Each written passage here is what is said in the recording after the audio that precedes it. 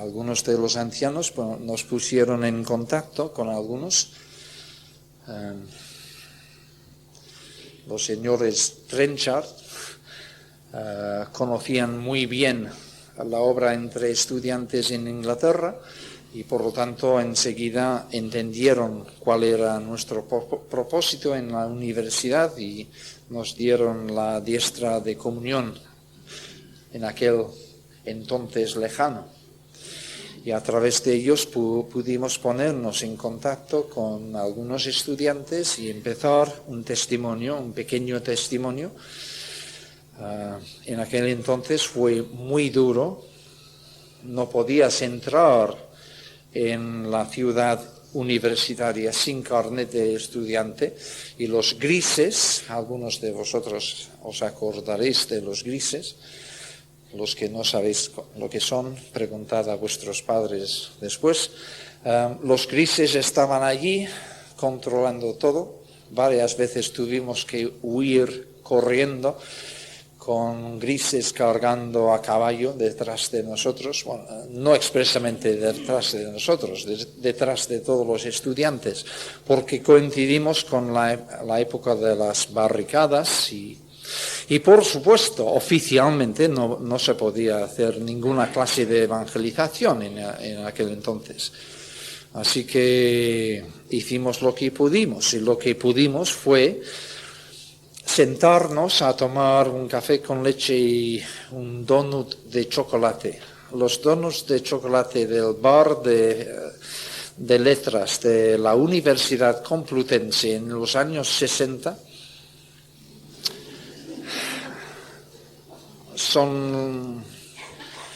eran algo que no se confecciona hoy en día, pero esto tampoco es muy importante en nuestra exposición.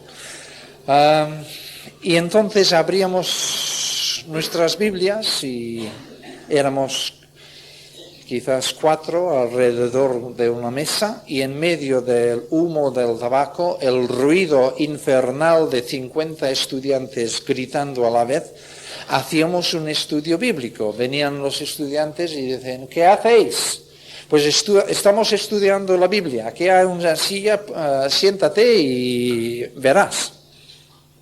Y puesto que todos éramos jóvenes, funcionaba más o menos, y así empezábamos. Un buen día se nos acerca un chico que se presenta, se sienta con nosotros, participa con entusiasmo y después nos dice que es de una comunidad de base católica. Y fabuloso. He disfrutado un montón con este estudio bíblico. ¿Cuándo vais a hacer el siguiente? Bueno, cuando quieras, mañana a la misma hora. Así que al día siguiente aparece con varios amigos suyos. Nosotros muy ingenuos en aquel entonces. Y gloria a Dios que aquí hay mucha oportunidad. Así que seguimos reuniéndonos con estos jóvenes. Luego fuimos a otra cafetería fuera de la ciudad universitaria donde había más ambiente apropiado para hablar. Y un buen día, uno de ellos captó que a lo mejor nosotros no les teníamos a ellos por creyentes de verdad. No sé, alguien dijo algo. Y él dijo: a ver, repite, ¿qué has dicho? ¿Estás insinuando que nosotros no somos creyentes? Entonces yo tuve que lanzarme un poco y decir, bueno, a nuestro entender, uno no es creyente si no se ha arrepentido de sus pecados, si no ha pedido la salvación a Jesucristo y si no ha recibido el don del Espíritu Santo. Y hemos estado juntos hablando de estas cosas, pero no conocemos vuestro testimonio, no conocemos vuestro pasado y nunca damos por sentado nada si no llegamos a tener este conocimiento, esta confianza. Bueno, salí del apuro como pude, ¿no? Pero aquellos jóvenes, a partir de aquel momento, eran nuestros enemigos. Parecían durante un tiempo ser amigos. Creemos en el mismo Dios, somos hermanos separados, ¿no? Eran muy modernos en aquel entonces porque el Vaticano II todavía estaba en marcha, pero desde la colaboración hasta la enemistad. Esto es lo mismo que vemos en este caso. Y es muy difícil saber qué hacer. Incluso yo sospecho que Zorobabel y Jesúa se pusieron bastante sonrojados, porque tuvieron que decir, y sus palabras suenan un poco flojitas, ¿no? No nos conviene edificar con vosotros casa a nuestro Dios. A ver, ¿qué argumento podemos...? Ya lo sé, vamos a escudarnos detrás de la política. Sino que nosotros solos la edificaremos como nos mandó el rey Ciro. Sí.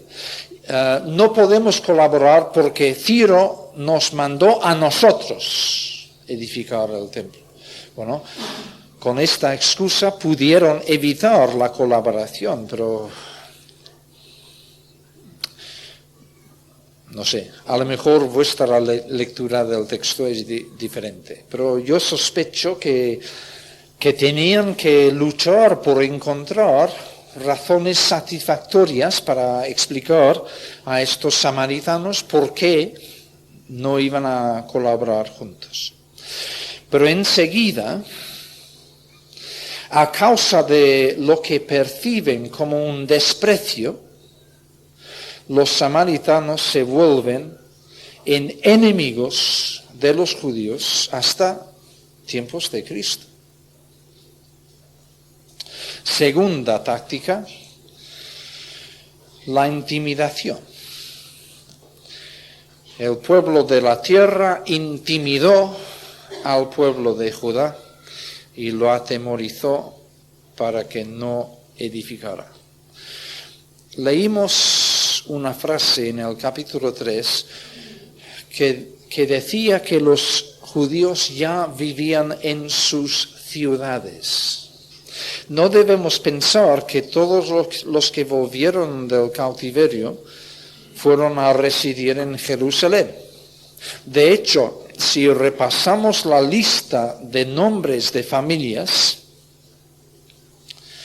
los que tenéis algún conocimiento de geografía bíblica, reconoceréis entre aquellos nombres algunos nombres de ciudades. Volvieron en familias llamándose, según el antepasado, el jefe de la casa de aquella familia. Luego se fueron para establecer pueblos y el pueblo se llamaba según la familia. Así que los pueblos de Israel suelen coincidir con algún nombre de familia. Y al volver iban a establecer pueblos según las familias. Así que los judíos estaban esparcidos por la tierra y podemos imaginar que la intimidación de los judíos no empezó en Jerusalén, sino en los lugares más aislados. Amenazas contra los judíos. Amenazas que si seguían con la construcción del templo tendrían problemas. Y Ya podéis imaginar el efecto que esto produjo en el estado anímico de los que habían vuelto del cautiverio. Y la tercera táctica, seguir a la fuerza que la obra separe. Aquí en el capítulo 4, si os acordáis, dije que Esdras ha resumido en un solo capítulo los 4 casos de persecución política contra la obra que ocurrieron en todo este periodo de 100 años. Así que tenemos primero en el reinado de Ciro. Ciro mismo había dado orden para la construcción, pero la información que le pasaron los enemigos con el soborno de los consejeros del rey fue tan eficaz que el propio Ciro entonces mandó parar la obra. Y siguieron las cosas así hasta el segundo año del rey Darío, en el reinado siguiente, cuando los judíos tomaron ánimo, y de esto leemos en el capítulo 5, pero no hemos llegado. Entonces, saltando la cronología, después tenemos el caso del reinado de Asuero, versículo 6, que seguramente corresponde, como dije, a la persecución de judíos a causa de Amán y su influencia en la corte. También en el reinado de Artajerjes, ahora estamos en tiempos de Nehemías, versículos 7 en adelante, hay otro intento de persecución política por parte de los enemigos. Y toda esta narración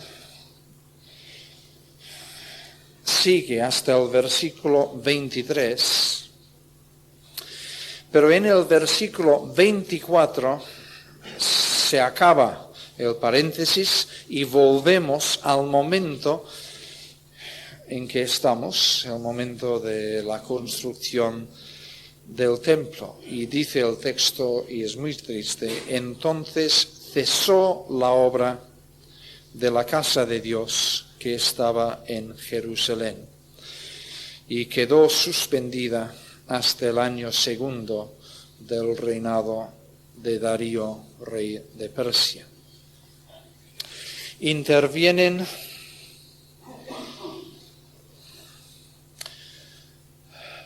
20 años aproximadamente. 20 años en que la obra queda parada. Afortunadamente hay el altar, pero nada más.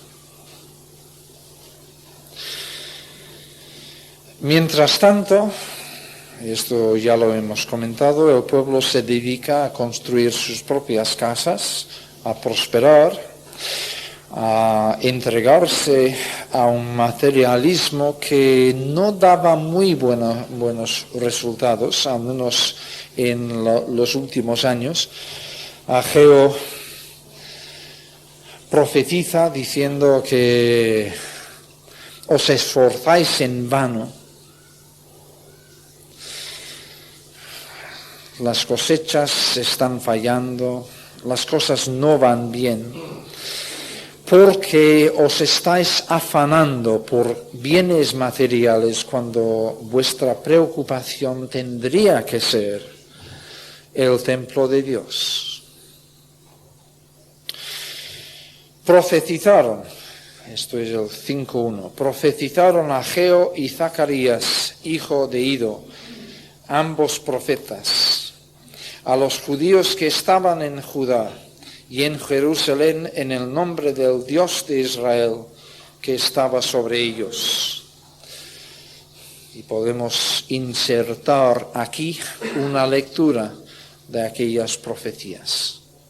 La denuncia del espíritu materialista, la llamada a un renovado compromiso con Dios. Y entonces, versículo 2, se levantaron. Aquí está el verbo otra vez. Supongo que no estaban sentados, pero vuelven a tomar ánimo, vuelven a emprender el trabajo. Se levantaron Zorobabel y Jesúa y comenzaron a reedificar la casa de Dios. Todavía no ha llegado ningún permiso de las autoridades.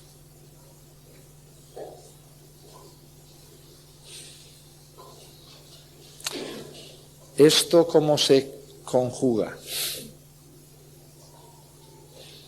En un momento el rey dice, parad la obra, y los judíos obedecen. Y ahora, sin que el rey haya rescindido aquella orden, ahora, bajo el impulso de la predicación profética, empiezan a tomar iniciativas en contra de la ley.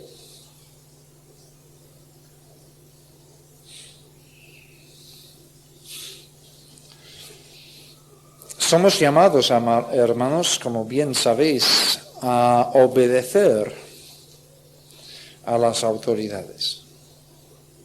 También somos llamados a obedecer a Dios antes que al rey. ¿Cómo conjugamos esto? No hay nada escrito.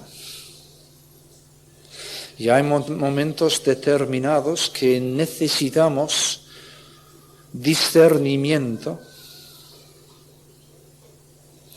dirección de arriba, para saber cuándo ha llegado el momento en el que va a ser razonable desafiar a las autoridades en la medida en que éstas están prohibiendo algo que Dios desea. Es una cuestión muy delicada.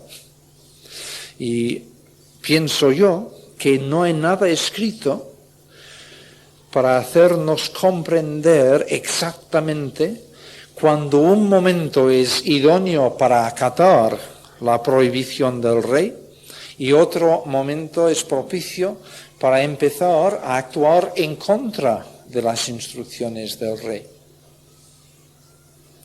También vivimos esto en la época de la transición, en los últimos años del franquismo. Y gracias a Dios por aquellos hermanos dispuestos a correr riesgos, a presionar para que las puertas se fueran abriendo poco a poco, sentando precedentes. No es fácil. Hay muchos aspectos de la lucha espiritual que no son nada fáciles porque te encuentras desconcertado, desorientado, no sabes exactamente cómo actuar. Necesitas discernimiento que solo Dios puede dar en aquel momento. Y gracias al Señor, aunque tenemos este libro no es nuestro Dios. Este libro se nos ha dado para que nosotros conozcamos a nuestro Dios. No cometamos la idolatría de adorar la Biblia a expensas de una relación vital con el Dios de la Biblia. Esto también es muy sutil, ¿no? Pero es posible. La vida cristiana no consiste solamente en seguir un manual de instrucciones. Consiste en esto, de acuerdo. Pero más aún consiste en conocer al Dios de la Biblia y caminar en comunión con Él, escuchando su voz a través de las páginas de la Biblia, volviendo a Él en oración y recibiendo de Él discernimiento. Y estos judíos se levantaron en contra del decreto del rey y así provocaron otra intervención de parte de los enemigos. Observo que esta intervención del capítulo 5 no está insertada en el capítulo 4. Y pienso que tiene una explicación. Deducimos, o yo al menos deduzco de la lectura de la carta enviada a Darío por los enemigos, que en realidad no eran tan enemigos, no tenían espíritu de animosidad contra los judíos, más bien eran funcionarios que tenían que cumplir con su deber. Mientras las iniciativas del capítulo 4 todas vienen de parte de auténticos enemigos que quieren eliminar la obra y siembran calumnias y mentiras en la corte, la intervención del capítulo 5 es de parte de funcionarios neutrales cumpliendo con su deber, que escriben una carta exponiendo los detalles y pidiendo al rey instrucciones en cuanto a cómo hacer. Sepamos también hacer la distinción nosotros. Solo porque un funcionario está cumpliendo con su deber, no necesariamente es enemigo del Evangelio.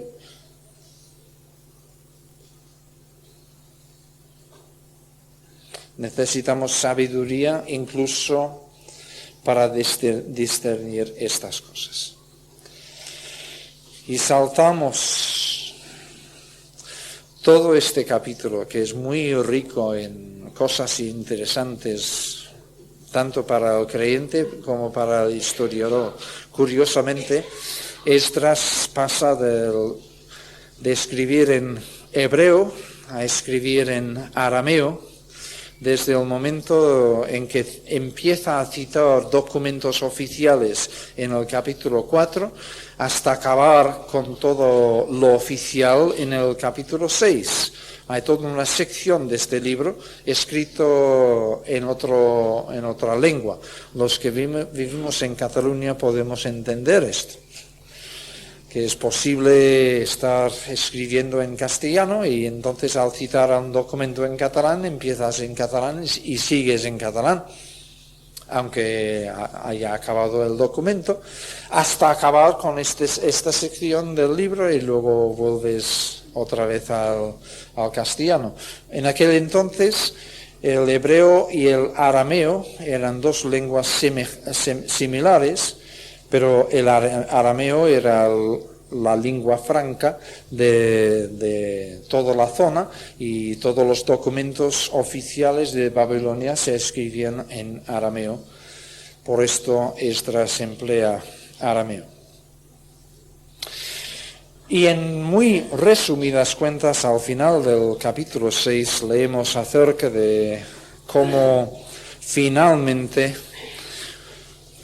puesto que el rey dio instrucciones positivas, efectivamente Ciro había dado orden para levantar el templo. Él ratificó estas instrucciones y pudieron acabar la construcción del templo. Casi viene como anticlimax, después de tantos estorbos y problemas y detalles. cuando la obra finalmente se realiza en un versículo, ya está.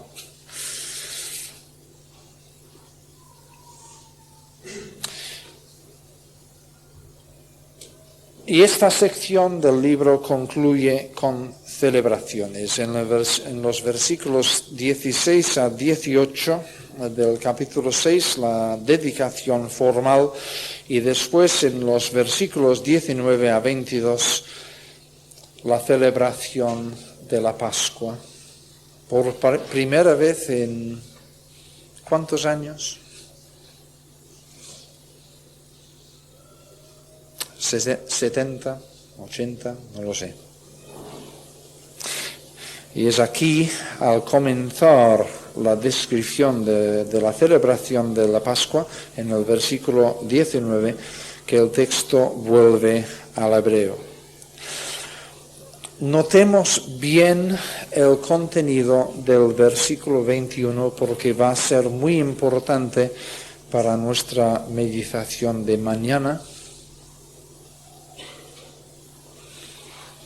Vamos a tener que contemplar la situación en la que Esdras tiene que exigir a los judíos una ruptura social con la gente de la tierra, hasta con sus esposas y sus hijos extranjeros. Y esto nos parecerá muy fuerte. Necesitamos tomar en cuenta el versículo 21. Comieron los hijos de Israel que habían vuelto del cautiverio con todos aquellos que se habían apartado de las inmundicias de las gentes de la tierra para buscar a Jehová, Dios de Israel. Una cosa es que vengan algunos diciendo que creen en el mismo Dios que tú, que ofrecen sacrificios al mismo Dios que tú y que quieren colaborar, y tienes que decir que no. Otra cosa muy diferente es la persona que desde este trasfondo claudica delante del Señor, se quebranta delante del Señor en conversión auténtica, arrepentimiento, bien entendido, se aparta de las inmundicias, ningún problema, con aquel extranjero que daba evidencias fehacientes de una auténtica conversión a Dios. Era admitido plenamente en el seno de Israel. El problema es cuando tienes vecinos que dicen creer en Dios, que dicen ofrecer sacrificios a Dios, pero de hecho por sus vidas sabes perfectamente que son paganos. Con estos tiene que haber un principio de ruptura. Con estos no puede haber bodas mixtas. Con estos no puede haber una serie de contactos sociales. Pero no es el mismo caso de una persona que realmente se arrepiente, se convierte. Por supuesto que no. No era el caso en tiempos de Esdras tampoco, aun cuando le colocan muchos el San Benito de actitudes radicales en este sentido. Pero recordemos siempre el 6:21. Si hay auténtica conversión, no hay problema. Pero si no lo hay, no puede haber unión.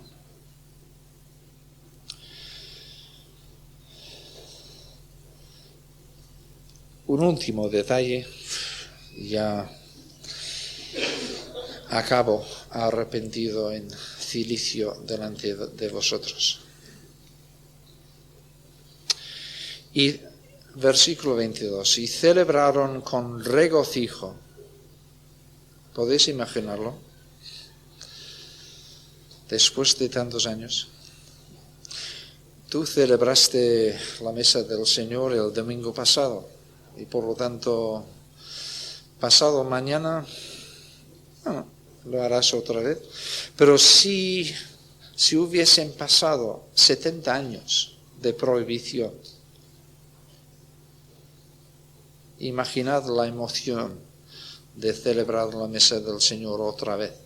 Pues un poco semejante era en este momento. Y celebraron con regocijo la fiesta solemne de los panes sin levadura, 7 días. Por cuanto Jehová los había alegrado, nuevamente vemos al Dios soberano dirigiendo la historia. He echado un vistazo a la segunda parte del versículo 14. Edificaron pues y terminaron la edificación del templo por orden, y notemos el orden, por orden del Dios de Israel y por mandato de Ciro, de Darío y de Artajerjes, rey de Persia. Por cierto, Artajerjes, en el momento de la construcción del templo, todavía no ha nacido.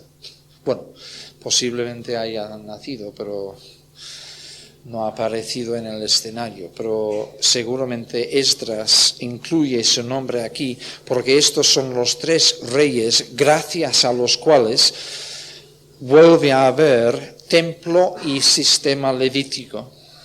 Y entonces es un pequeño anacronismo incluir el nombre de Artajerjes aquí, pero tiene su sentido. Pero volvamos al versículo 22. Por cuanto Jehová los había alegrado y había vuelto el corazón del rey de Persia,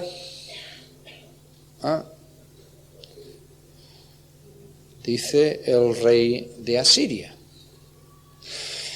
Y es un pequeño ejemplo de lo que dije el primer día. Los reyes de Persia se consideraban sucesores del imperio asirio y por lo tanto reyes de Asiria.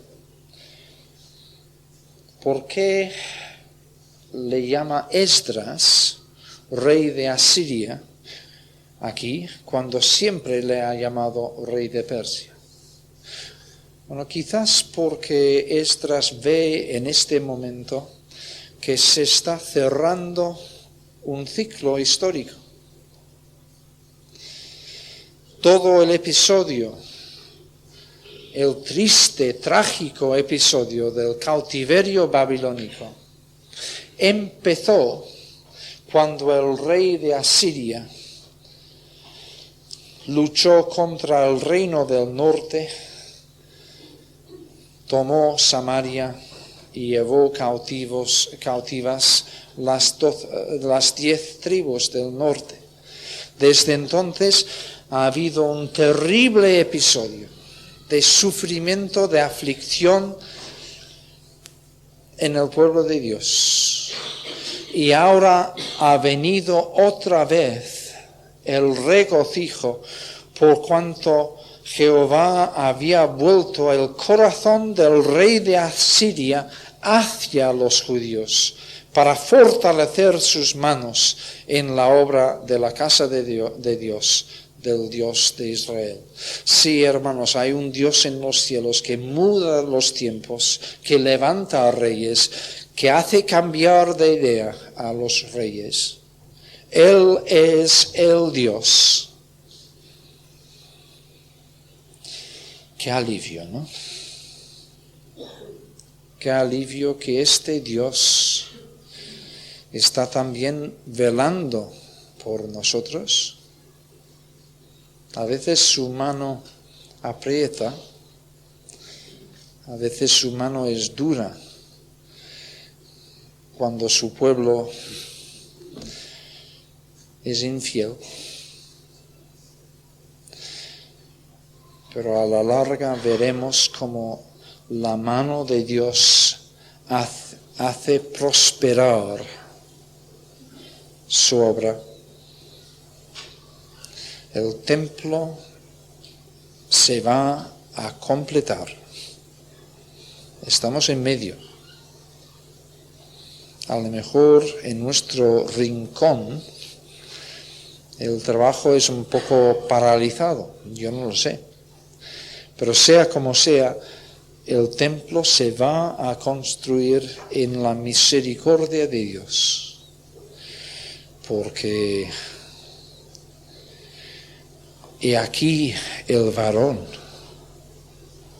que Dios ha puesto para levantar el templo. ¿Y quién puede resistir a la eficacia y la autoridad de la obra de nuestro Señor Jesucristo? Así que Dios va a cumplir su obra. El que tú estés plenamente involucrado en el triunfo de esta obra depende de ti.